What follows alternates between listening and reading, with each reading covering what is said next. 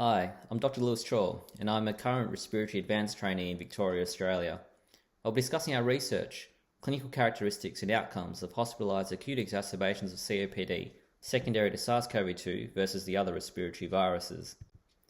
Viral hospitalized acute exacerbations of COPD are associated with longer hospitalization compared to non-viral exacerbations. Early reported cohorts of SARS-CoV-2 infection showed that COPD was an independent risk factor for worse outcomes and mortality. Since then, the prognosis of SARS-CoV-2 infection has improved with vaccinations, less virulent strains, and effective pharmacotherapies for early treatment and hospital management. The relative impact of SARS-CoV-2 versus the other respiratory viruses in hospitalized acute exacerbations of COPD in the current era has yet to be reported. Hence, our objective was to compare clinical characteristics and outcomes of hospitalized acute exacerbations of COPD due to these viruses. We performed a retrospective cohort study in a major tertiary health network in Melbourne, Australia, between January 2022 to August 2022.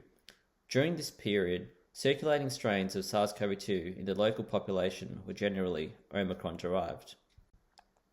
Cases were identified using appropriate discharge diagnosis codes and subsequent manual case record inspection, along with positive viral testing. Clinical characteristics and outcome data were collected and compared between the two groups. 125 SARS-CoV-2 exacerbations of COPD and 74 other respiratory viruses exacerbations of COPD were identified.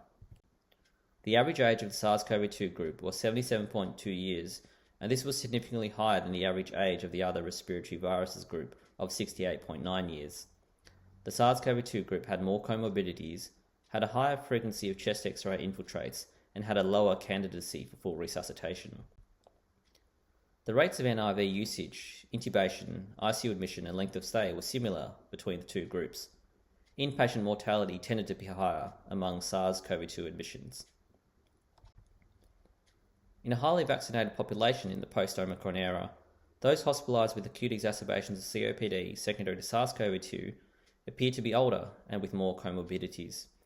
Clinical outcomes generally appeared similar, although inpatient mortality may be higher.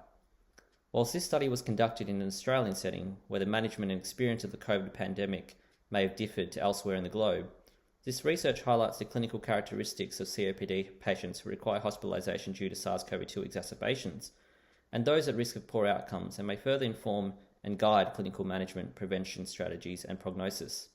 We thank you for your attention and warmly invite you to read our full paper in the International Journal of Chronic Obstructive Pulmonary Disease.